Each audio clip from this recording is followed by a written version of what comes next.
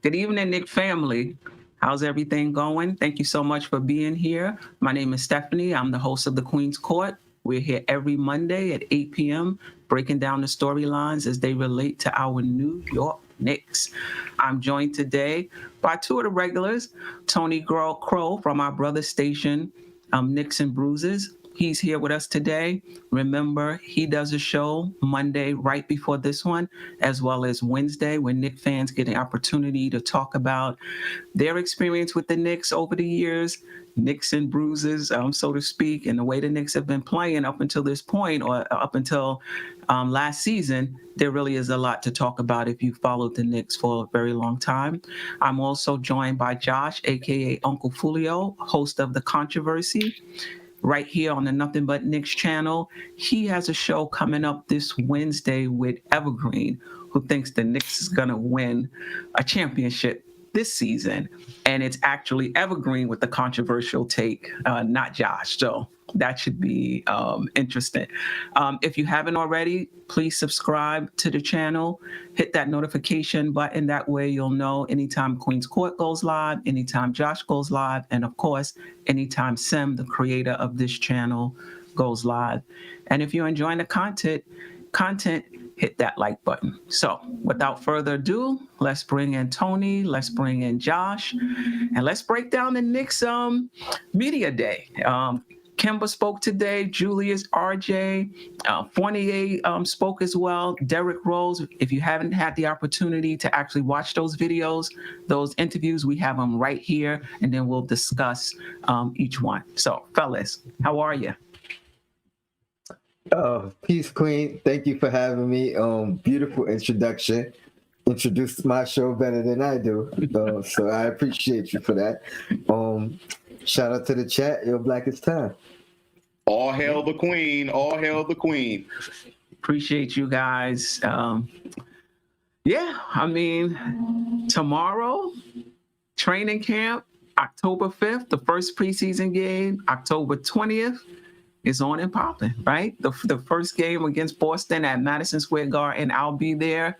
I haven't been as excited for a season in a very long time because last year, who knew what the Knicks was going to do, right? This season, I'm super duper excited. Anything you guys want to say before we get started with that first interview? And also shout out to the chat. Appreciate all of you. Anthony, appreciate you. Can't wait for you to be on as well. I'm ready because I haven't seen any of it. So, yeah. Me and Tone have not seen any media day interviews. We definitely, we're both on Twitter, so we've seen what a lot of the fans had to say. But I have not watched any of these interviews, or excerpts or anything like that. So I'm looking forward to it, and I want to hear what these guys have to say. All right, let's start with Julius, who led us last season. So let's see what he has to say. He was talking the other day about the addition of these guys, building on the core that you guys have. What do you think of that? Like bringing back a lot of the same guys, but also adding in those two big pieces? I like it. I think it's going to help us a lot. There are two big pieces that I feel like can help our team take a step forward. But everybody that's came back and rookies, we just have to continue to get better, continue to develop, and take the next step forward as a team collectively. So, yeah, I'm excited. Julius, you said that you took a lot of pride last year in becoming an all-star at the time in your career that you did. You take a lot of pride in continuing to develop. Over the summer, when you went back and looked at the body of work from last year, what are the things that you wanted to work on and bring to this season? Just playing faster, making quicker decisions, just continuing to make the game easier, continuing to sharpen what I'm good at and develop, certain weaknesses or whatever I feel like I can develop, whether it's one or two things, and just overall, just come back a better player. So a lot of it was film, a lot of it was, work on the court, and then obviously coming back in good shape as well. When you talk about taking a step forward, when you think about that, what does that look like? Is it winning a round, is it being in the conference finals? What does it look like? I'll let you guys put those expectations up. But for me, for our team, it's just getting better every day. Continue to develop as individuals, develop as a team. I think the biggest thing last year is we came in, we did the right things every day, and because we created those good habits, we had a belief that we can win every night. So that doesn't change, and we just want to continue to stay on that path. Julius, how do you think your game is going to benefit the most having Kemba and Evan come in, and in particular what they bring offensively? Yeah, obviously losing Elford and losing Reggie, those are two huge pieces for us last year. They did a lot for our team. Those guys had the toughest assignments on defense every night, and they were tremendous for us. And not only that, they were great teammates. Those guys are like brothers to me, so it was tough losing them. Evan and Kemba, those are guys that you really got to account for on that offensive end. They can shoot and score the ball and make plays. And our biggest thing is we have to continue to lock up every night and play defense. So I'm excited about them.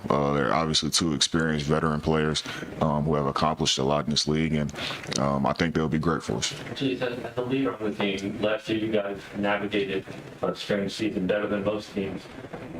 How important is it? Chip said the other day, or Scott Barrett said the other day, you guys are 100% vaccinated. How important is that to avoid the distractions and the possible problems? Yeah, it's great.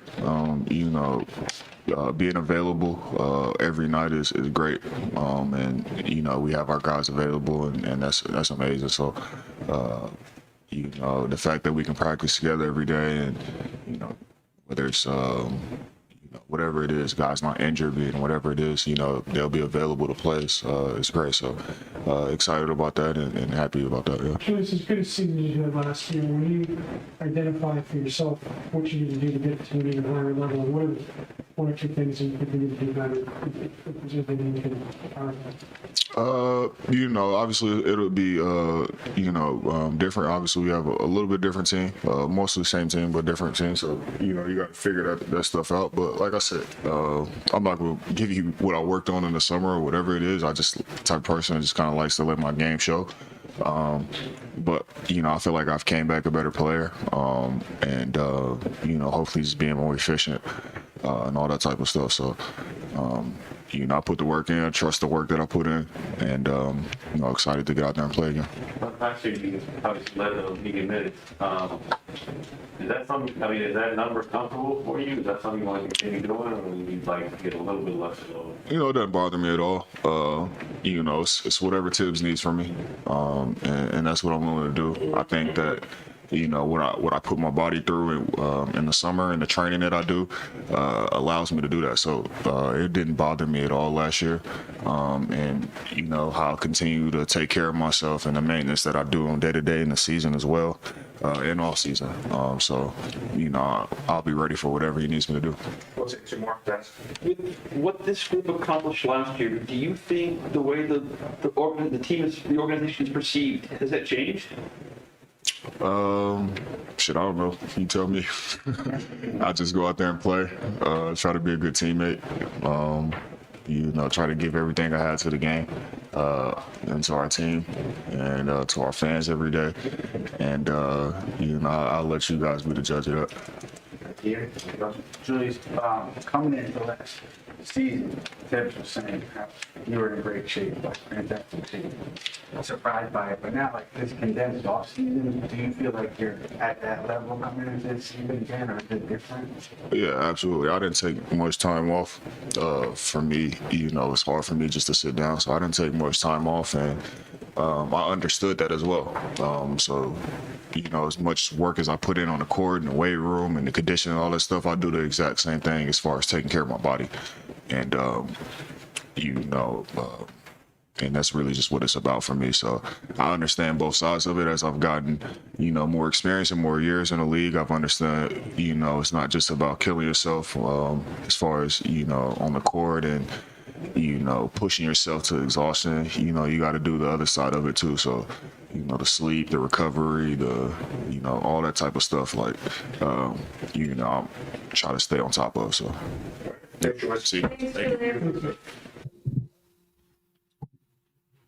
Julius with the tight braids. That's an all NBA championship braid right there.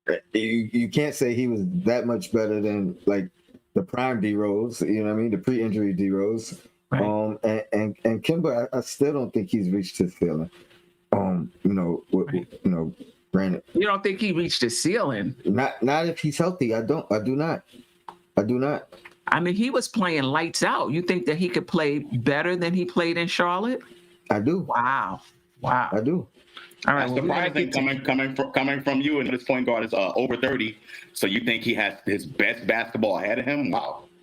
I mean, I think he could give you 3 years of it, 4 years of it. But that's different. Can he give us what he already gave us? Is different than you don't think he's reached his ceiling. So now we're talking about Right. another level. I mean, it's going to be magnified for 2 reasons. He's in New York, and then if he does what he's been doing in the playoffs, so those 2 things alone, it's gonna elevate him. magnify. You know what I mean? Magnify. Okay. All right. Well, we're gonna get to Kemba. Let's get to RJ interview. Going into year 3.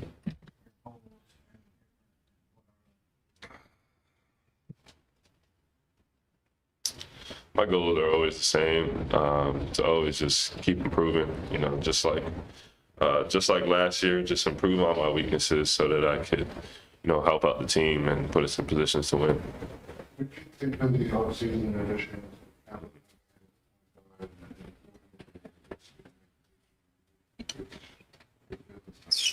Man, I think it's great. We really have a team. We have a lot of weapons, and that's good. That's what you need. Every night's gonna be different. Every night's gonna be, somebody contributing in a different way. So very excited. RJ, how much of a difference has the year made just in terms of now you've been able to work with the younger guys, men, be working with your current teammates, et cetera, without the COVID restrictions? Like heading into this year, do you guys feel like you're more prepared, more ready? I think that you could definitely feel that there's been a base, there's been a foundation set, and just trying to build off that. We're a team that we have our head down and we just work. So if we continue to do that, then the outcome will usually be okay. Your offseason,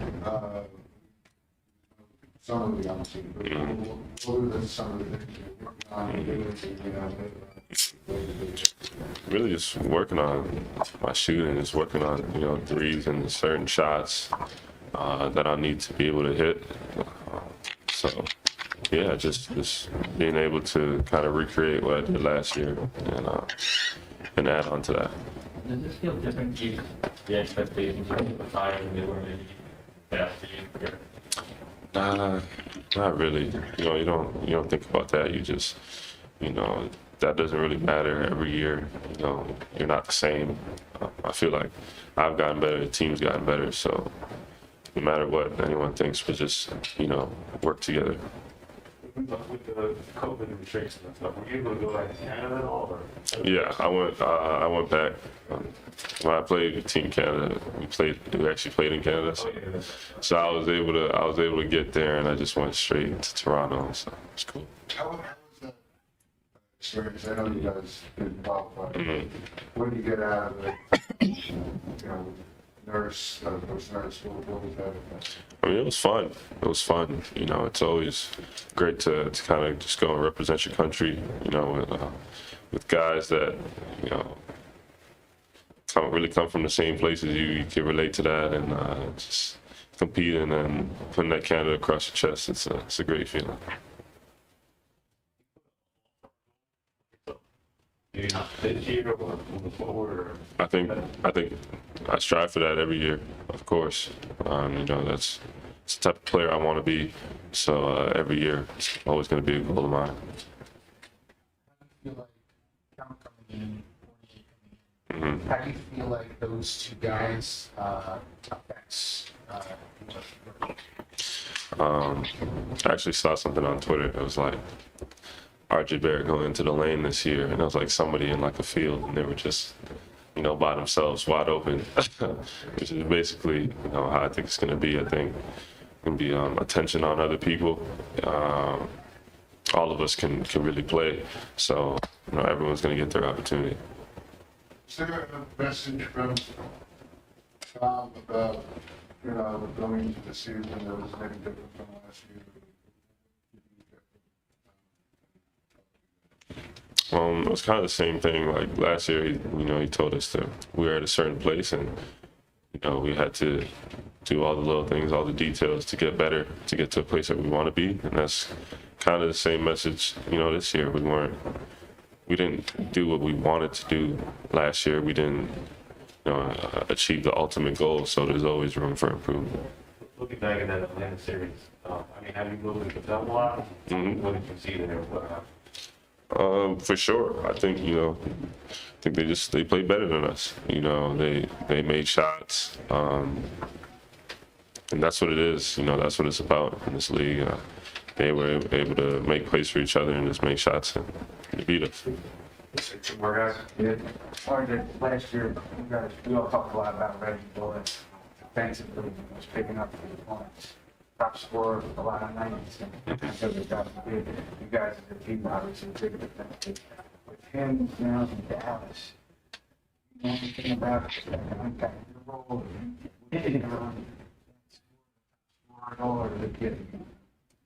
Being a two-way player is something that I've always, strive for. Something I want to do. It's how I want to be known. So, coach puts me in that position to be that guy that's guarding the guy every night. I'm all for it. I'm all for the challenge, and I won't back down. You should talk about you guys having bringing back a lot of core pieces. They sort of signed back Barrett and Taj and out. Do you feel like that core needed to run back and what you guys achieved? Get building pieces, kind of set a tone from last year? My OGs, man, they do a great job. Just of everything. Leading. Man, when they get out there on the court, they always help. That unit that we have, they go in there, they're smart. They play together, they move the ball, and play well. So, it's great to see and it's great to have them back. I wish he would have stood up. Everybody's saying he's about 6'7", now 6'8". Well, I guess we'll see that soon enough. Anything stick out, guys, from the RJ interview? I think it's going to be consensus, but you can lead off, Josh. Well, listen, RJ said all the right things. He's very, very mature, well beyond his years. But the thing that stuck out for me, and I don't want to call it a negative. A lot of Knicks fans are probably going to take it this way. But when he said, the question was asked about, RJ, perhaps, when Ian Begley asked the question about RJ guarding the other team's best player, RJ was like, well, if coach puts me in that position, I want to see him take it. You know what I'm saying? I want to see him take it. And I know this is an interview, on the court, it can be totally different. RJ Barrett can actually go out and take it, you know what I mean? And let his play do the talking. But, at some point, RJ is going to have to stop saying or shy away from saying, if coach puts me in that position, no, take it. Take that role. The team needs you to do that. I know you're gonna be game to do that, but I'm gonna see him take that role instead of the coach telling him to take it. That's it for RJ. Okay. Tom? Same part, but I liked what he said. He owned it in the sense that if coach gives it to me, I'm looking forward to it. I'm not going to back down. So, that was enough. That was enough extra at the end that, he ain't shying away from it. You know what I mean? That stood out. And I agree, man. He's like a young veteran out there. Like the way he speaks, he's I don't know if it's media training or just authentic, but he's not gonna say the wrong thing. You know what I mean? You're not gonna really catch him off guard. Even the silly question about Canada, he threw in a little. We played in Canada. You wasn't watching me. So I love him. No hot takes, but he's just a young pro. Yeah, for sure. I don't have to start calling him sleepy. Some of you guys may be too Too young. Remember Sleepy Floyd? Sleepy Floyd. Sleepy Floyd. But do you like that role for RJ as kind of being a two-way player, taking the best player on the opposing team, or would you much rather see him be the first or second leading scorer on the team? I'm not sure he could. I'm not sure if he can do both. Maybe he can, but if you had to pick that role for him, would you prefer him to be a two-way player? I mean, listen, we want all of our players to guard their person, but I mean to take that best wing player on the other team and give up a little bit of scoring to do it? Or would you prefer he be the first or second leading scorer on the team and guard his man like everyone is going to do? So this might surprise you because I think I was one of the early people who said that's RJ's role is probably going to be that, taking the place of Bullock. But as far as preference, I think I'd rather him just be not be a liability defensively and reach his full potential offensively. I wouldn't be mad at that at all. I wouldn't be mad if Fournier is assigned to some of the tougher assignments for the simple fact that he's a true vet. He's probably had those assignments before, if not for the whole game, but sporadically throughout the game. Definitely has a height advantage, or did. We don't know. Maybe not a strength advantage, but should have that that knowledge, that IQ to handle that situation better. So I'll say this: my preference would be maximum potential offensively, at least to start the season. If by the end of the season, like, the defense is that good that he can be put on those assignments full time, I'll be okay with it. But I'm worried about that because early foul trouble and to the bench, I think RJ is harder to replace bringing somebody in off the bench than anybody else, really. You know what I mean? Maybe except Randle, obviously, because we don't know where OB's progression is going to be. So that's my thoughts on that. Yeah, I agree with Tony. I want to see RJ Barrett maximize what he's able to do offensively. And I know the question was the either or, but I quite frankly, I think the potential is there for him to do both. Be, a really good offensive scoring threat and to be a really, good defender, if not lockdown defender. I think the potential is still there. He's still young. But if I had to choose, weight of the world on the line, I'm definitely going to go with the offense because I think if he does that and starts reaching up to those, 23, 24, 25 points per game. Now we're talking all-star, we're talking all-NBA, and I think that's what's going to get him there rather than his defense. But I think he can do both. I think the potential is there for him to do both of them, and that's what I want to see him do.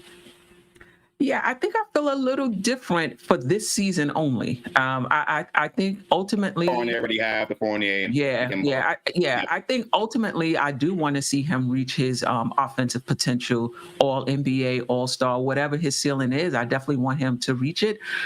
But I kind of like his development. I like that, it sounds like they're going step by step. You're good shooting the corner threes, off the pass. That's what we want you to do. I'm sure he could have took some threes off the dribble and shot 25% or 28, 30%. But the way this offense works, they just want to maximize it. Do what you do best. Once you learn that, you can add that to your game. And I'm sure we're going to see more of that this year, right? Because we saw clips of him shooting off the dribble and he looked really good. And I would like to see just, become a two-way player this year. We got Kemba, we got Fournier. If you can be our best wing defender, that's going to help us because that's my concern with this team. With Elf gone, with Bullock gone, I think that's going to hurt us defensively. Now, I don't think the guys that's replacing them are slouches or turnstiles, don't get me wrong, but I don't know if their defense is at that level. So if RJ can, pick it up, that's going to help. I don't want to get into a situation where we're trying to outscore teams, though we may not be in a bad position if we have to do that. But for me, I don't see anything wrong with him being a two-way player, doing the dirty work for us as he continues to learn and add to his offensive game. But yeah, I think ultimately, I mean, whatever his ceiling is, for sure. Yes, Tone? I think for us to be our very best, like if he can be that guy, that defensive guy, and his offense stays the same, I think that's where we'll be our best as a team. You know what I mean? It's just the question of, and like that's why I brought that question up so early, because it's like, can he do that?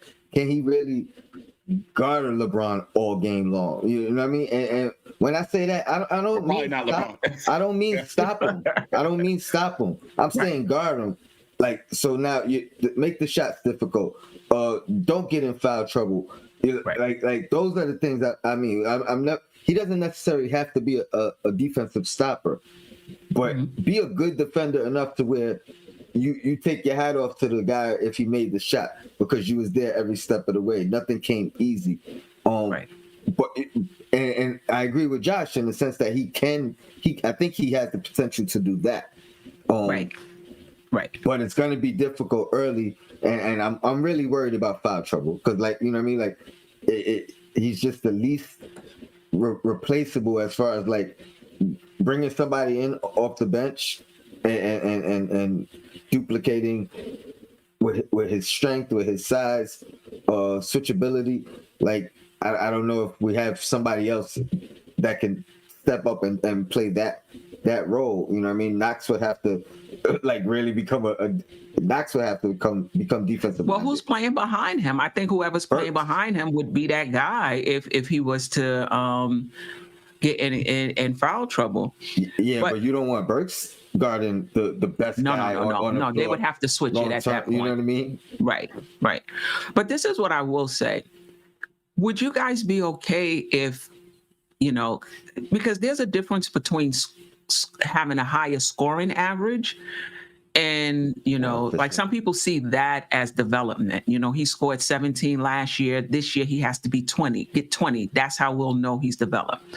But what if he's at 15, 16, 17? What if it's only 18, but he's getting it in a variety of ways, not just off the catch, right? But he's creating his own shot off the dribble. He's getting in the lane. He's initiating offense for other people. He's taking on the best wing defender on the other team. Other people may look at that and think that he's not growing, he's not developing. But if I see something like that and his game is more efficient, I could definitely would be able to see the steps he's taken. Would you guys be okay with that? Or are you just really looking to see an increase in his numbers? Well, absolutely. Absolutely. I definitely would be okay with RJ doing, like you said, taking on that role. It's an obvious role that the Knicks are going to have to fill this season, either within or off the roster. They're going to have to find that guy to guard the other team's best player. That's going to have to happen. As of right now, it's going to have to come from within, and this is a perfect opportunity for RJ to take on that role and take on that mantle. I think that's just as important as RJ increasing his offensive numbers, but he has to take it. Can't be all the time, the coach has to put me in that position. No, you have to go out and take it sometimes. And for me, that's the big thing that I'm emphasizing with RJ. Like, I think all the opportunity is there for you to improve. There's multiple ways you can do it. Offensively, points per game, efficiency. There's multiple ways, but improve at something, whether it's offense, defense, there is ways for you to improve, but you have to go take it. It can't be the coach putting you in that position all the time. Right. Kind of what I'm hearing you say, that what you're looking for from RJ, whether it's on offense or defense, is a change in mentality. Like to be just more aggressive. I mean, I would agree. I do think, like I'll always say he plays within the flow of the offense. And I think that's my way of saying that, he may be deferring a little bit. He's not going to take it upon himself to just go outside of the offense and get something done, something we see from Quickly all the time. So in that respect, I do agree, because when you look at the dogs in this league, you look at the Tatums, you look at these other players who are the number ones on their team or even the number twos. There's something. Jimmy Butler, there's something about them where they feel like, okay, this is my time. We need a basket. I'm gonna go get it, or I'm gonna get us to the line. Now, it could be part of his development as well, you know. But I would like to see that too. Just be aggressive. You have the talent, you have the skill. Be aggressive with it. So yeah, in that respect, I'd like to see that. I think he was pretty aggressive, and I think the problem with RJ and the reason why a lot of people don't look at him as good as I think they should is he wasn't really a jump shooter. You know what I mean? Last year he became an adequate 3-point shooter, but it was mostly spot ups. You know what I mean? It was mostly created by other people. I think that's why he's adding that portion to his game this offseason, creating and shooting off the dribble, because he wasn't flashy. But as far as aggressive, I think he was. There were times where he took over games in spurts. You know what I mean? But when he takes over the game in spurts, you might get one jump shot in that spurt, you know what I mean? Like, or that shot created for him might have started it, and then after that, it's him trying to go off the dribble to the basket. So I think for him to, you know, take that next step offensively, he knew what it was, and he worked on it this offseason. But had he been doing that, being aggressive in that sense, in the way that I think we're gonna see this year, it would have been bad. It would have looked at him as jacking up shots and taking bad shots.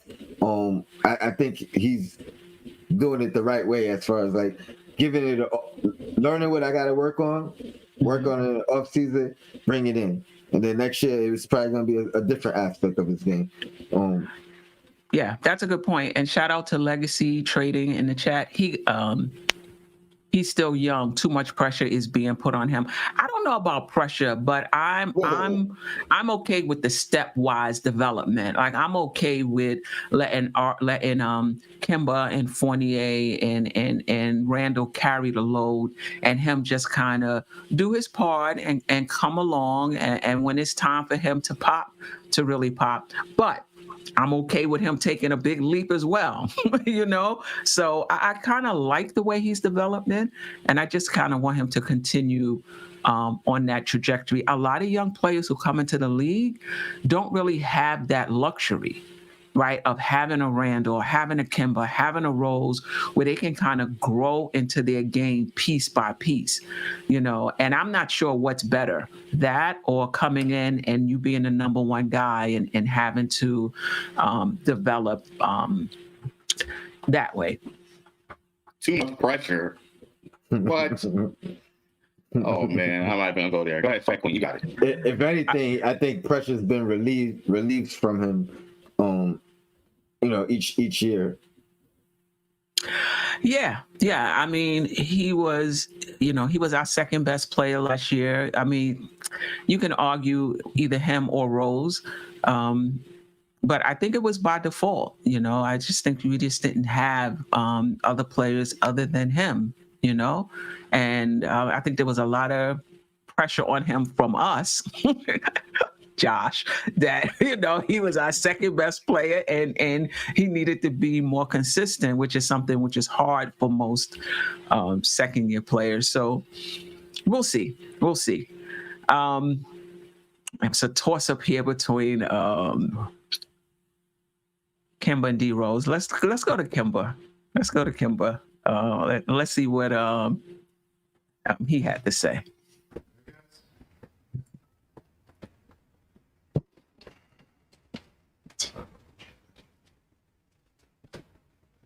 There we go. All right, guys. So you know that, you know, during times right here. I'm excited. You know, just a new situation, new guys, new team, new coach. I'm excited, you know, for a new opportunity. What's been your impressions so far of everything? It's been great. I'm home. from here, born and raised, and it feels like it. Getting a lot of love, fans everywhere I go. They're really just embracing me. And, you know, everybody around here is really, really cool and dope. Just getting to know these guys over the last couple of weeks. It's been really fun. Yeah, I'm looking forward to continue to build my relationships. Kemba, do you spend your off season here regardless? Nah, Oh, okay, not really. so walk me through the settling in process then, and kind of what were the things that were important to you to kind of just have settled and done so that you're focused to be basketball? I'm already focused. You know, last couple years has been kind of, you know, rough for me. Obviously with my knee and stuff, so you know, I'm locked in, you know, ready to go, ready to, you know, play at a high level and do what I can just to help, you know, this team win games. Derrick just came in and said, him as a starter. Does that help having a guy like Derrick? I mean, I wouldn't know about that. I don't know yet, but yeah, that's pretty cool. You know, like for me, I mean, I've always been a huge D Rose fan. Regardless, starting, not starting, whatever, like, it doesn't even matter. Like, just want to win, you know. To have a guy like him, former MVP, a guy who's been through it all, you know, to you know, be on the same team as him, it's really special for me. One thing he said was he wants you, you're the hometown guy, he wants you to shine. Like, that, you know, that's part of the reason why he's saying, hey, I'm fine with him starting and all that stuff. I mean, what does that mean to you? That's huge. That's huge. Like I said, I mean, that's D Rose is one of the biggest reasons I came here. You know, I wanted to be around him. Wanted to get a chance to see how he prepares himself every day. You know, just really, you know, get a chance to pick his brain as best as I can. You know, for my time here. You know, I definitely want to build a special rapport with him. Try to help him, you know, lead. I seen this team last year and the way he played and pushed himself. So hopefully, you know, I can, you know, take a little bit of pressure off him. What was your focus this summer, Kemba, as you were preparing for this season? You mentioned that he obviously want to come back, have different impact. What have you been working at? Just really working on my body, just trying to get myself stronger, get my lower body stronger. You know, the surrounding areas around my knees stronger. That's been my main focus. It's really been my legs. So yeah, I think it's worked out pretty well for me thus far. What were your impressions of watching Julius from the distance side senior? I'm sorry, I can't hear you. What were your impressions of watching Julius from the distance side senior? How excited are you to kind of get together with him to start playing? My first impressions were that he loves being in the gym. You can tell. You can always tell when somebody is just living in the gym and, you know, really working on their games, because he improved so much, you know. Overall, like, his game was just on the money last season, and it was pretty exciting to watch. Actually, you love to see guys, you know, just get better. You know, you love to just see guys get better, and he's one of those guys who just really turned it on. And I'm looking forward to being out there with him. You know, so far, the short time I've been with him, you know, I love the way he carries himself. He goes super hard. He works super hard. He's a leader, you know, which I love, and, you know, I'm trying to help him in that aspect as well. Yeah, man, he's just a dog. You know, he's just a dog, and, you know, you love being around guys like that. So I'm looking forward to to adding on, you know, to his intensity and his passion and love for the game. So, what's up? Kemba, you mentioned the knee earlier. Yep. You managed it last year, didn't play second half of back-to-backs, that kind of stuff. Do you have any sort of like injury management program in mind? That was all the Celtics plan. That was all the Celtics plan last year. They already had that mapped out for me to not play back-to-back. So, yeah, we just gonna go. It's playing. We're gonna see how I feel this year, game by game. My plan isn't like I'm not just gonna say I'm not playing back to back. That's not the deal. So just see how I feel. I'm gonna say that plan, did it feel like, I mean, you set out the playoff game at the end, which suggested that maybe if the goal was to keep you healthy at the end, it didn't work.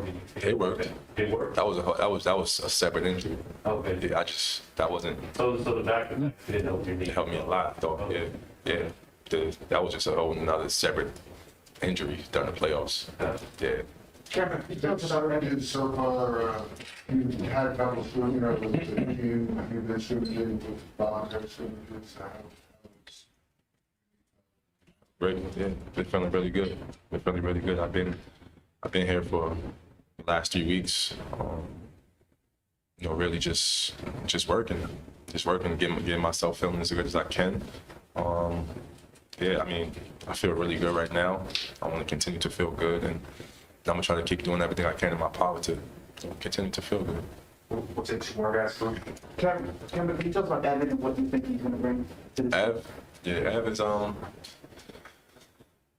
know what he's gonna bring. He's gonna bring some scoring for us. He's gonna bring some intensity for us, some veteran leadership. A guy who just knows what it takes to win. Me and Ev obviously came from Boston together. He came a little late, but we actually hit it off pretty well right off the bat. So yeah, when he found out that I was signing here, he was really excited, as well as myself, and I was super excited as well. So yeah, man, he's a great teammate, which is one of the most important things. You need guys like Ev. I love being around him. I love his passion for the game. I love his intensity. He's fearless. Yeah, like what more can you want? Like New York is gonna love him for sure. They're gonna love him. What's up, E? What's going on? All right. Oh boy. All right, Tone, we may let you take the first. Let you take the first question, but the same. Anything stick out about Kemba's interview? I mean, he kind of said all the right things too. I genuinely believe he's happy to be home. I like the fact that he said I'm home and it feels like I'm home. But it worries me because if it gets bad, the opposite of it feels like I'm home. You know what I mean? Like all that love you getting right now, that trying to flip on you in a second.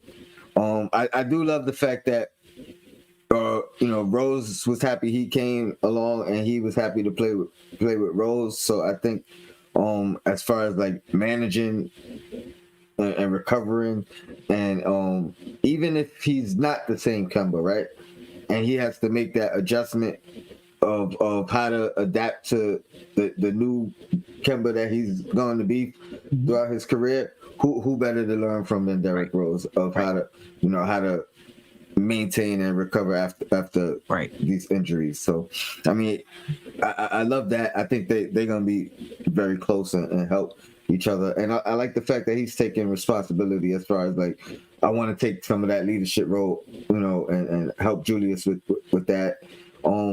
He's a great teammate. Like that's been who he's been throughout his career. You know what I mean? Like you never hear any negative about him.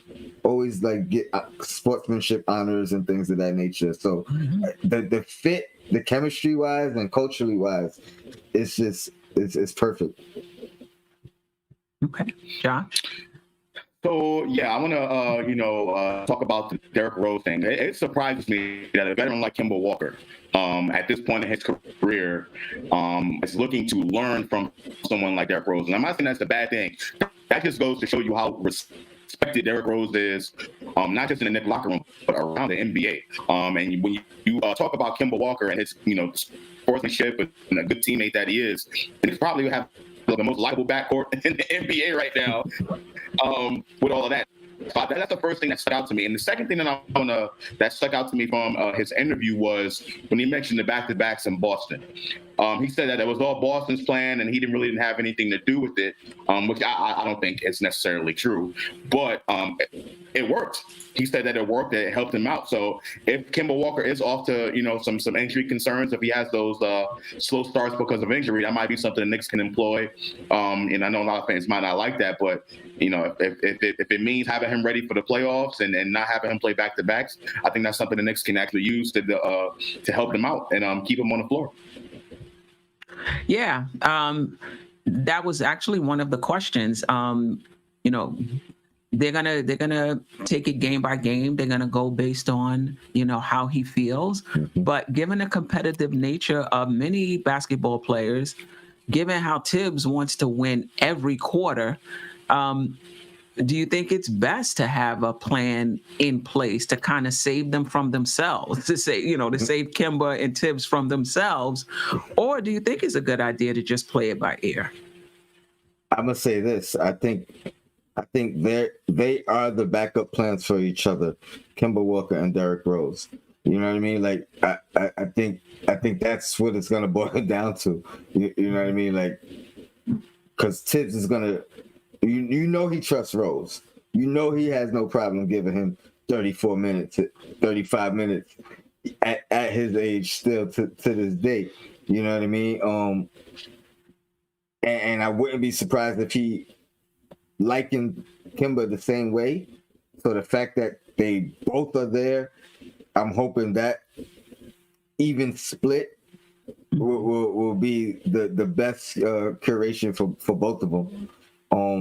But if one is out, I'm not surprised if he's giving that other guy 34, 35 minutes, which I don't want. You know what I mean? Like at that point, you know what I mean?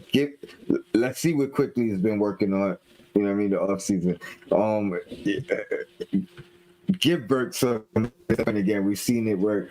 Bring McBride up. You know what I mean? Like I don't care if it's gonna preserve those two guards because we're gonna need them in the playoffs more than any time else. Right. So I gotta say, I'm not a fan of the point guard by committee approach. Can it work? Absolutely, I think it can, but I'm just not a fan of that. I'd rather have some consistency at the position. And Knicks probably won't even have a choice this season, depending on how Kemba's health shakes out. But I would rather have consistency at the point guard position and let everything that's fall into place right after that. But this revolving door of point guards, I think we've been going through that for the last 20 years, as we pointed out before. So I'd rather just have someone there consistent. Hopefully, Kemba, his knees can hold up. And it is alarming that he said that the injury that he got in the playoffs is separate from what he was already dealing with his knee. So that's something we also need to pay attention to as well.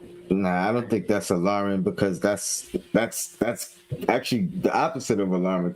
It's reassuring because it's not reoccurring. You know what I mean? Like injuries happen every day to anybody at any time. So the fact that it's something different, I think that's more encouraging than. It's not severe. It's not career threatening. It's not long term. You know what I mean? It just happened at the wrong time.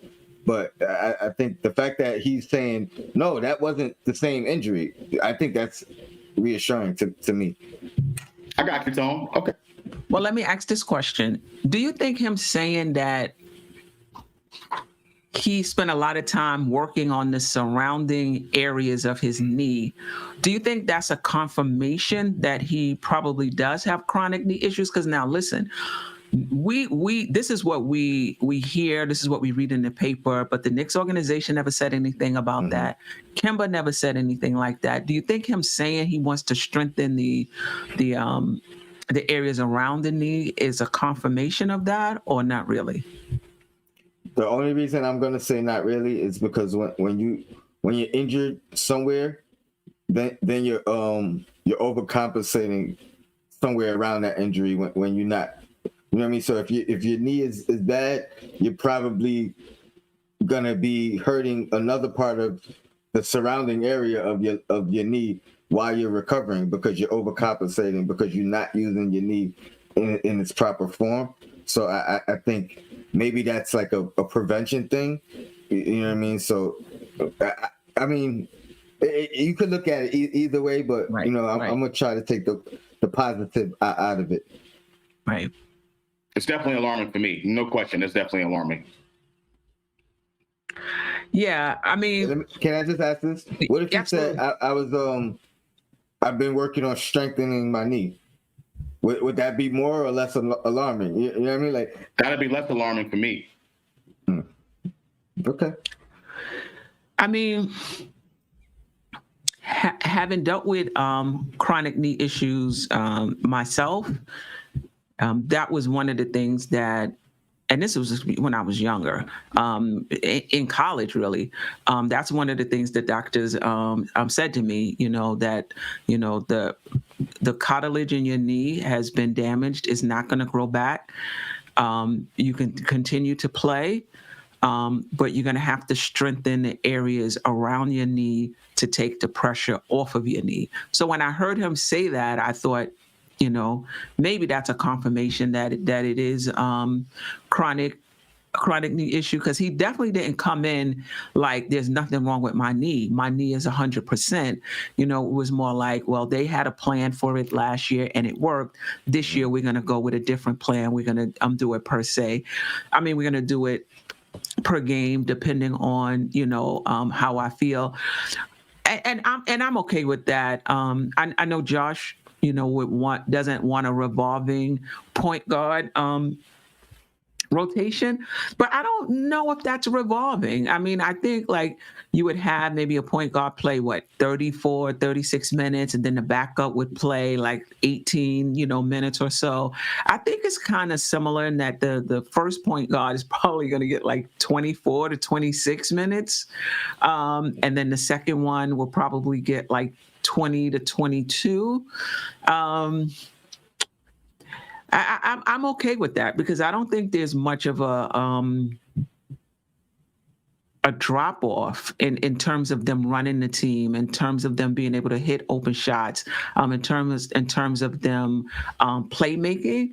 So I think we'll be okay in that regard. Any last thoughts? I have one more question about Kemba before we move on to D Rose as well. I do too. Do you think if his knee is as bad as like some of us are speculating or assuming, do you think it would have been better off assigning Rose as the starter?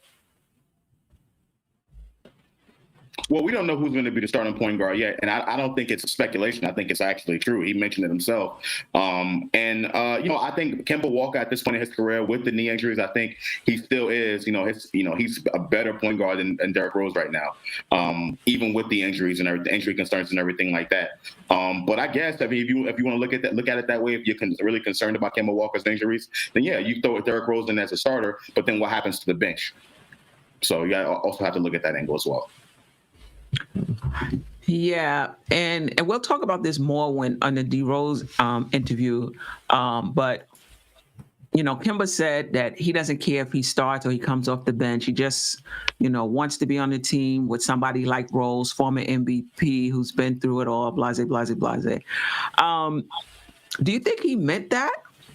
Or do you think that, coming in, not with the respect he has for Rose, not really wanting to ruffle any feathers, not really wanting to be respectful, do you think he would be okay with coming off the bench?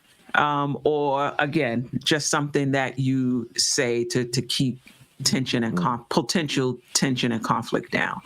So I think he would be okay with that. I mean, obviously, I want to see them compete for the starting job. I think there's going to be a lot of friendly competition. I think these guys are going to bring the best out of each other. I do think that he would be okay coming off the bench, especially if he knows that his injuries or whatever the case may be is limiting some of those minutes. I think Kemba Walker being a good teammate that he is, and Derrick Rose being a good teammate that he is, I think they'll come to some sort of understanding, and the team as a whole will come to an agreement as who will be the starting point guard. And I think I want to see them compete for it, obviously, for the starting job, but I think there is a friendly component there.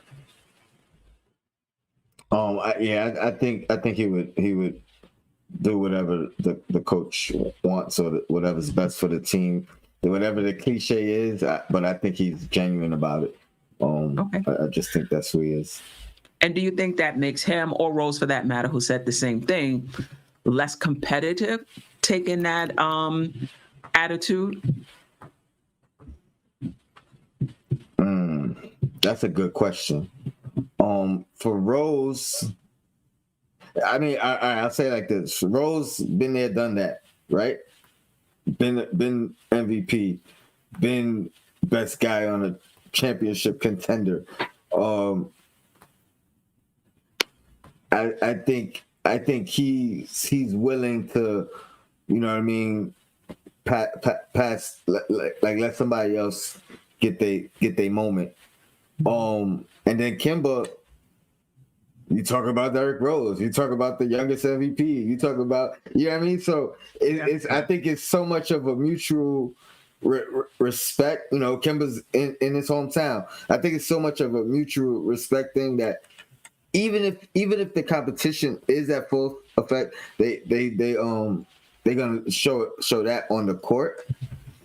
But I hope and I pray that, you know, that's not the case, that the competitiveness is not there. I would think in them lines the competitiveness is Definitely. there. Yeah. I agree. I agree too. I just thought it was a good question, but You had me. I got nervous for a second though, because I really like. Nah, I can't. It can't. They can't. They gotta be competitive. Like, come on, we talking about Derrick Rose, and I've seen Kemba in the NCAA tournament, win the NCAA tournament. So yeah, I mean, I think that's just. I think they're both good guys. You know, I think they both mean it. That if they start, they start. If they come off the bench, they come off the bench. But I don't think that's going to take away from their competitiveness at all. yeah. So let's take a look at D Rose video. I just love this guy. But anyway, let's take a look.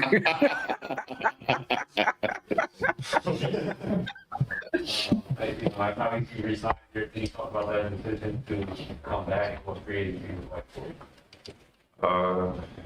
Yeah, right after the season, kind of like disconnected from like everyone. This was the first time I disconnected in a way I didn't have my phone. I ended up breaking my phone and I went like 2 months without a cell phone. So I let my agent and my brother handle everything. I felt like it was family here, so I didn't have to worry about anything. Of course, they knew I would want to come back. I think we talked to like some other teams, but of course, we heard New York out first, and it just sounded right, and that's why I signed back so quick. Commonly, I talked the other day about the importance of bringing back that core from what you guys did last year and adding to it. How much do you think that kind of running back of that group is important to you guys? I don't think I was a part of that core. You know, I mean, when I first came to the team, I felt like they already had a good thing going. They had an identity. They was playing well defensively. Jew was doing this thing the whole time. And me coming in, I felt like I just had to find a place to fit in. And playing alongside Quick, AD, everybody in the second unit, I tried not to step on no toes. When people was kind of worried about me coming in, stunting Quick, Pro. And coming in, I just wanted them to play free and understand that if they get the ball, they don't got to look for me. I'll find a way to do my thing while I'm on the floor or try to affect the game in my own little way without like hurting or stunting someone's growth. Derrick, when you signed, did you know that Kemba was on the way, and what was your reaction, and how did you think? No, I didn't know. I signed, and like I said, I didn't have my phone. I rarely talk to my agent like that. I was kind of like disconnected, and I heard that kind of late through the grapevine that he was thinking about coming or thinking about signing him. And when you playing with another dynamic guard, or you got a guard that willing to come in or make the trade or whatever it is, of course you want him to come in. Like Kemba, I played against him in high school in the garden. We lost to him. He's always been a grimy, feisty guard, New York guard, always been competitive, and he's a dog. So, like, having him along on the team, like, who wouldn't want Kemba Walker on their team? Like, you'll be a fool not to. How would you see minutes in the starting situation you really excelled off the bench last season, but how do you do that situation? Oh, he's starting. He's starting, and I'm doing whatever it takes to like just change the game. I'm not worried about minutes or playing time or anything like that. I know Tibbs is going to handle that, but I feel like we got a deep team. We got guys at multiple positions that can. That's versatile. They could switch one to three. You got guys that's selfless. Like I feel like we got a deep team. Derrick, you always talk about constantly evolving as a player, and now that you have a full season here in New York, as you focus on continuing to evolve, what are the things that are important to you? Just being a vet, being a vet, being vocal, I would say. That's the key point.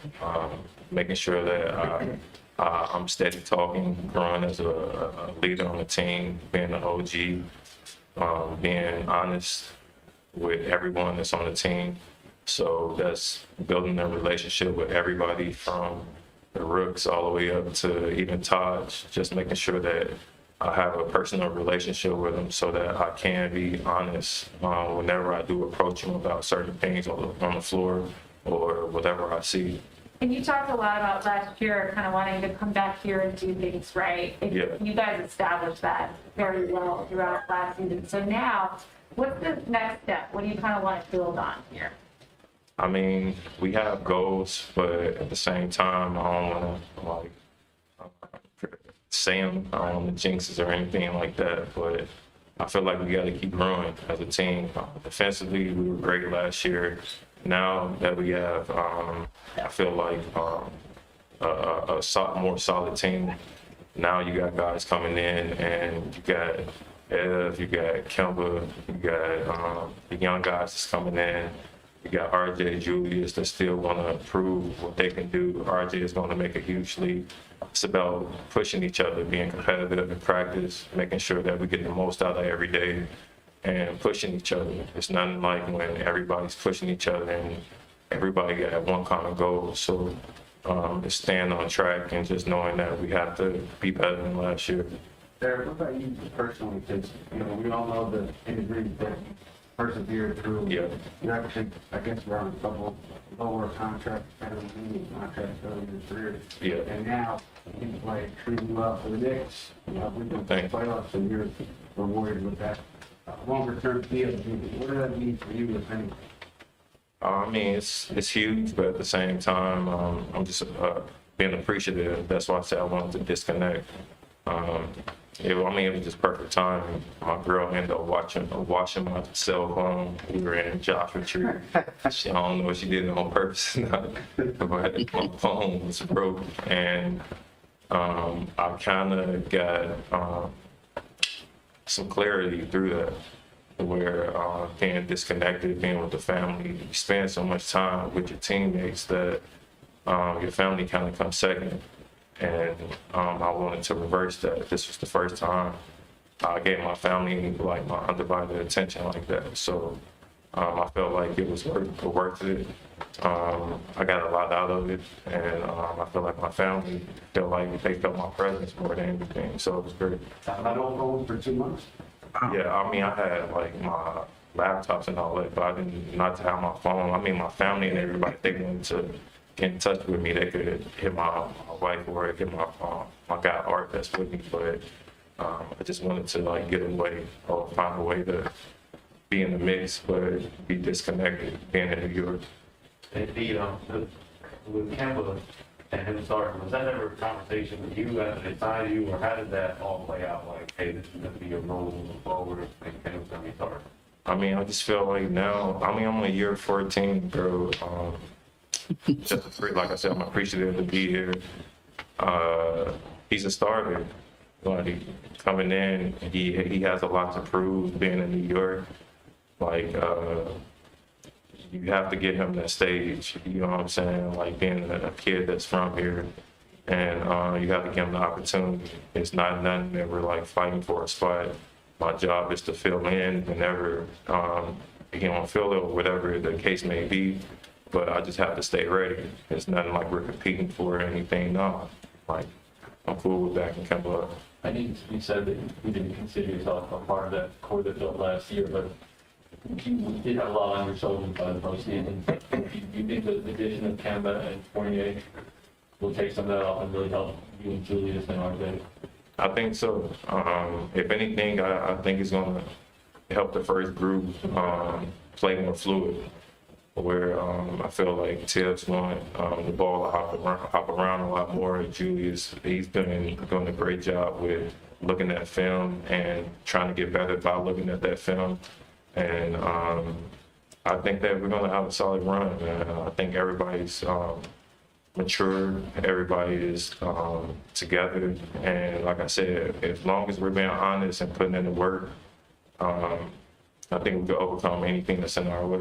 Two more questions. It's good to see the Julius had last year. Yes. When you look at him, what does he have to do to take a team to the higher level? Can he do that? And he gets played, which I think is interesting.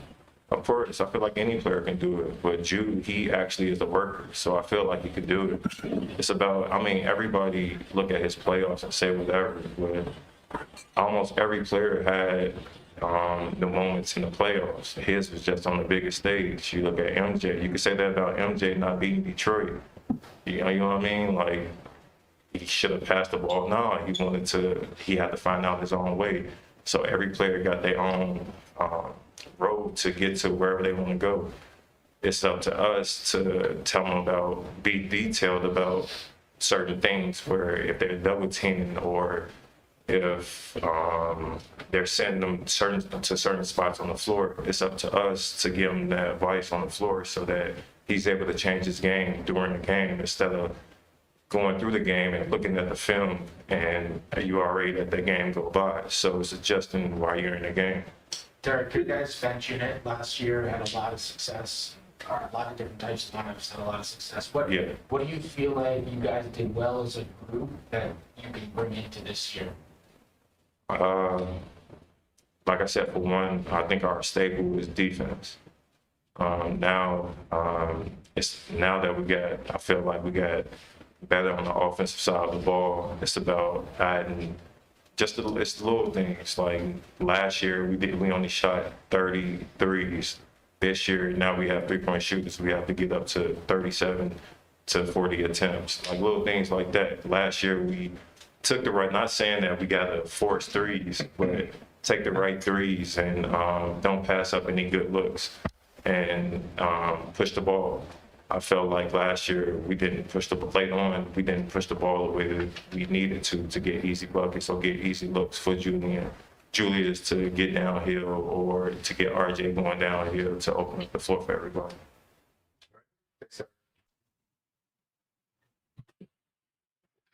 Yeah. Wow. Yeah. I mean, how could you not love that? Yeah, I mean, he's just calm. He's just humble, grateful. I just love this guy. If you haven't, I'm sure most of you have checked out his documentary, but if you haven't already, do so. It does give you a different look, I think, from him. About him. So, anything stick out from the Derrick Rose interview? I mean, a lot sticks out. What do you want to talk about? First off, I'm gonna say shout out to Chicago, man, because they got to be proud. You know what I mean? Like every so often, I see a guy or something, and I'm like, man, either I'm like, yo, I'm glad he's from New York. I'm like Kemba. I'm glad he's from the Bronx. I'm from the Bronx, but man. Sometimes I'll be like, I wish that guy was from New York. You know what I mean? But yeah, Chicago got to be so proud. It's great to watch not only his growth, not as a player, but as a man. You know what I mean? Like to deal with everything he's gone through throughout his career, and still have love for the game. Even though he said all the right things, though, I think if you read between the lines, Queen. You can hear there's gonna be competition. He said the starting spot is Kemba's, but the smile he gave about playing him in high school and they're saying I lost. You know what I mean?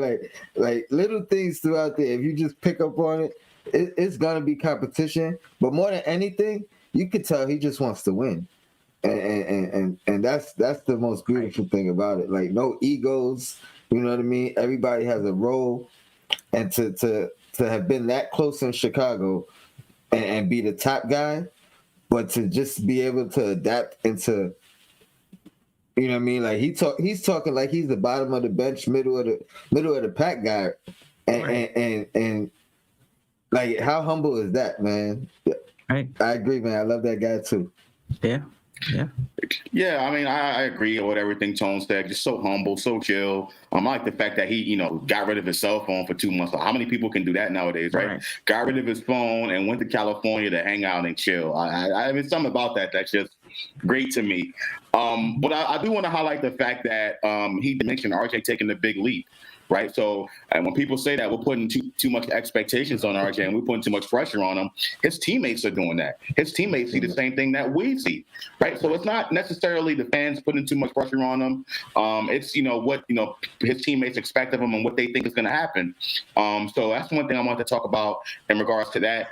And also, I just really like Derrick Rose. I'm glad that he stuck around. And he said he knew he wanted to come back to New York, and he's just a great piece to have in the locker room. How could you not? You love that guy. So right.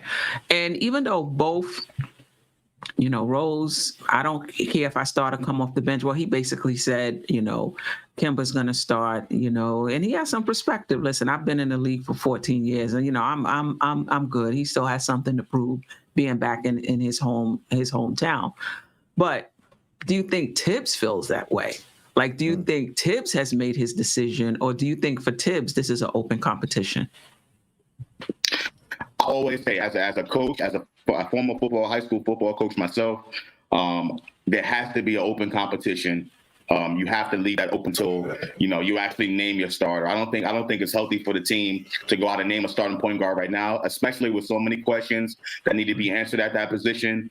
With two guys who've both been around, who've both been all-stars, been in the league for a long time. I think it's best for the team to leave it as an open competition.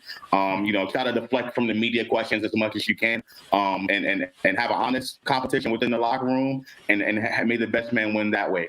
And even if you have already made your decision as a head coach, still put it out there as a competition until the last possible minute.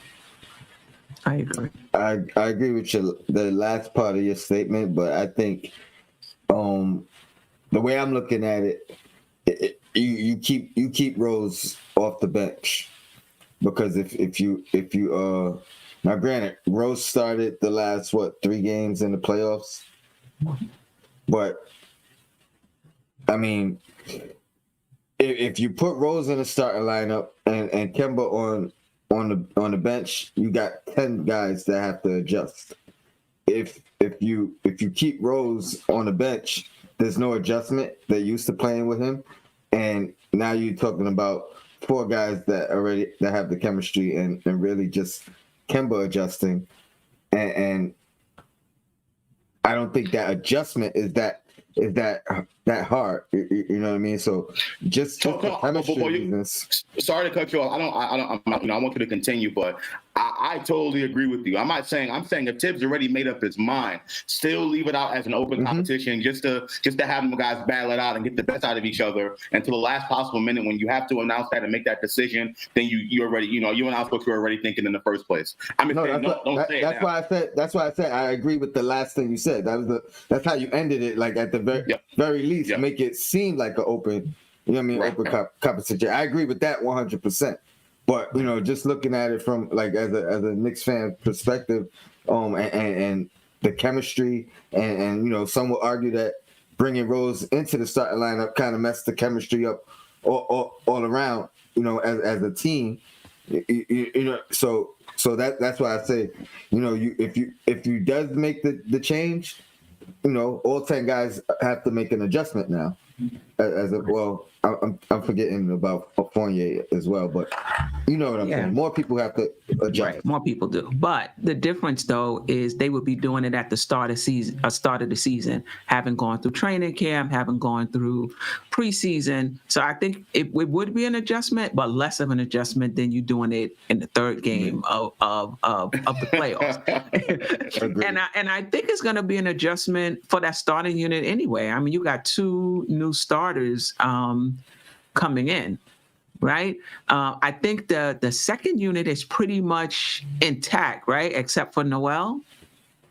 I think everybody there was Yeah. that second unit is pretty much yep. intact. Yeah, I think it's gonna be interesting. We'll see. I don't think Tibbs has made up his mind, though. I do think it's going to be a genuine, open competition. So let's look at the last one. It's pretty short. Fournier's interview. I thought it was pretty funny. Actually, somebody spamming the chat. We the only hot girls and boys up in here. All right. All right. Let's move on to the Fournier interview.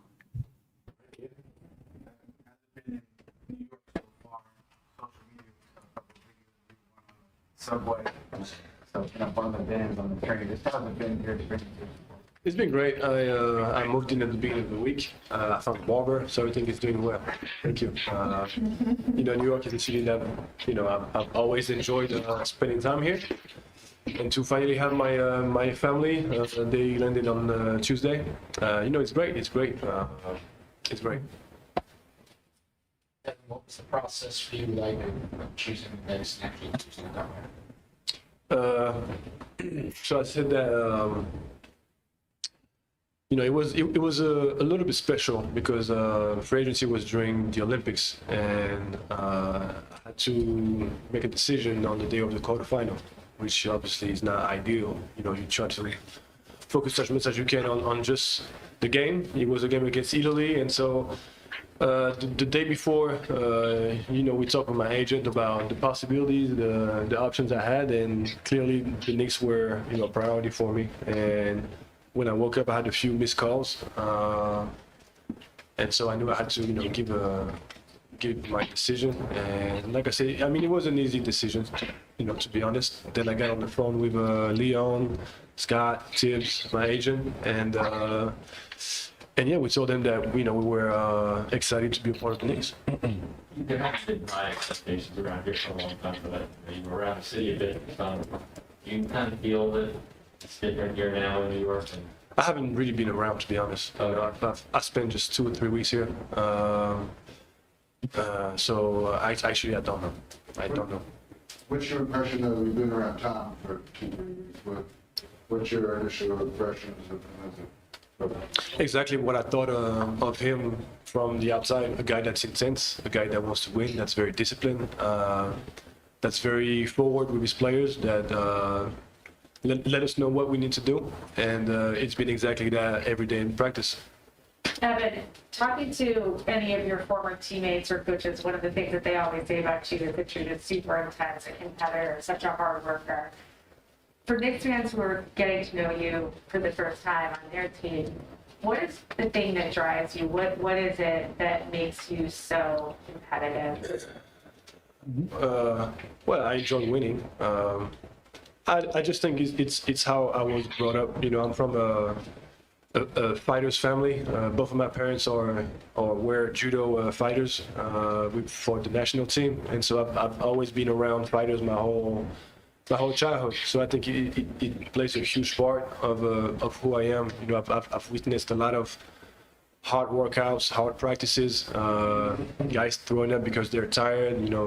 My dad fighting, etc., etc. So I think as a kid, it kind of stays with you. So it's just a part of who I am. I enjoy winning. I enjoy battling, and I enjoy competing. I used to, yes. I used to. Not anymore, obviously, but yes. Yeah. It was kind of an unofficial things because my mom and actually both of my parents were. So my dad was the national team coach, and I used to practice with him, on the sideline, really. But it wasn't like an official thing. I can kick your ass though. Don't worry.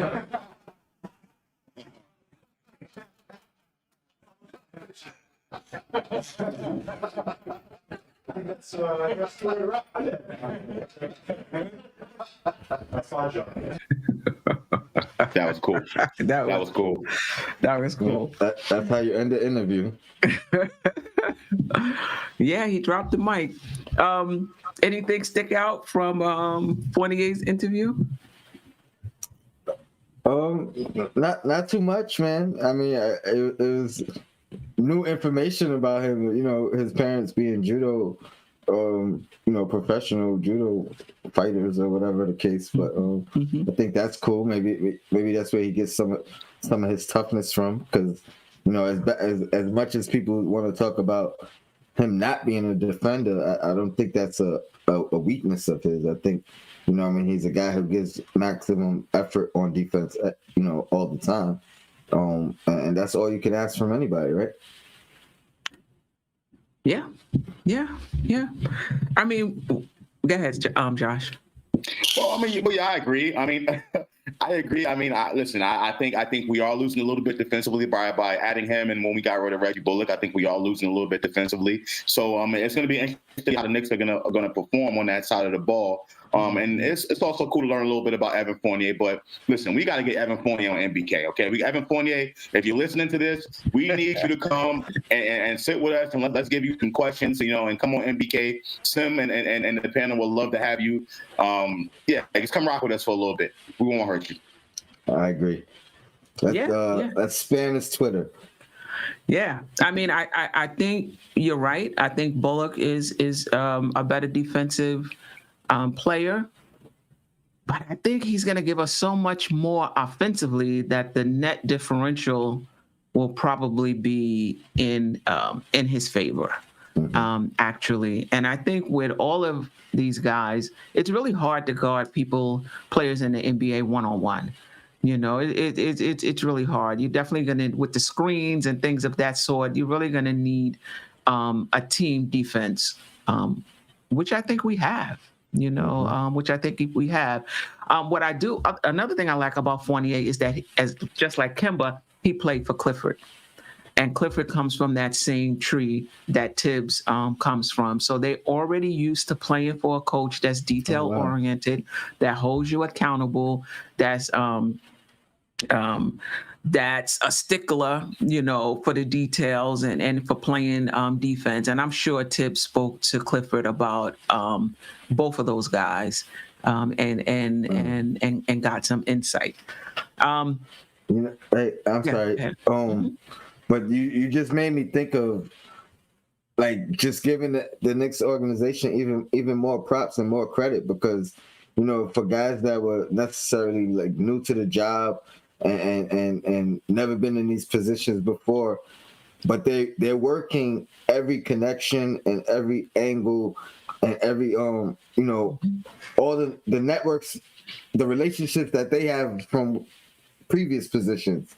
They work in these networks, whether it's CAA connection, Kentucky connection. Now you talk about the Tibbs connection with the Clifford connection. They really putting that work in, from every different aspect of the organization. So it's beautiful to see. Yeah, it is. It's still early, but they're reminding me a bit of Miami and San Antonio in the sense that we know the type of culture we have. We know how we like to play, and we got to get players in that that fit that. And that doesn't mean, think about Miami. Miami went out and they signed Olynyk. So it doesn't mean that, everybody has to be a grinded out defensive player. So, I see in the chat, I forgot who said it, and a lot of Knicks fans have said it, that they don't think Cat fits, because he's not that grinded out defensive player. But, Miami has brought in players, that hasn't been that, and with their team defense, they've been able to make it work. And I think it's the same thing with Knicks. Everybody doesn't have to be a grinder. You do need those players. I mean, even Miami, with the grinders they have, they got Robinson that they signed to a $90 million contract. And I'm not saying he can't defend, but he's not at the level of a Lowry, so to speak. And they're still going to be, overall a very good defensive team. So, but that's just one player. For the Knicks, we got a few. So I'm really interested to see, how our defense does. And if it does drop a little bit, I think in terms of what we gained offensively, I still think it's going to be a net positive for us. I agree. I agree with that. Yeah. Any last words, fellas? Appreciate you having us on, having me on. Absolutely. Shout out to the chat. Check out the interview with Quickly's high school coach on MBK, man. That's a good interview. For sure. Definitely appreciate it, Queen. It's been a long day for me, like I told you before we got on here. So I'm definitely going to tap out after this. But it's always a pleasure coming on here, Tone. Thank you for having me on your show, earlier as well. And there's going to be a replay at 11:30 p.m. For those who missed the interview with Manuel Quickly's high school coach. 11:30 on the MPK channel. Check out the interview replay. We're going to post it in here and then have you guys check it out. Definitely worth watching. Yeah, that was definitely a great interview. And Josh, you have a show this Wednesday? Absolutely. This Wednesday, I'm still working on the final details of it, but me and Evergreen are going to sit down and have a conversation, a little debate/discussion on the Knicks championship chances. And we're going to talk about some teams in the Eastern Conference who might be in front of us. Evergreen thinks they're behind us, which I disagree with. So, we're going to discuss that, get into it. And, I look forward to having you guys check it out. It should be fun. Yeah. And Tony, you also have a show Wednesday? Wednesday, I'm not sure what time yet. I might have two, but episode 21, I believe, should be it's episode 21. Yeah, definitely check that out as the Knicks fans talk about their history of being a Knicks fan. It's not pretty. I think Tony knew that when he picked the title, Knicks and Bruises. But anyway, family, we out. Everybody be easy with each other. And we'll see you next Monday, 8 p.m. And we'll be talking training camp. I mean, actual training camp, right? We'll have some storylines from there. All right, We out. Appreciate you. All hail the Queen. Appreciate you guys. All right, I'm going to bed. Yeah.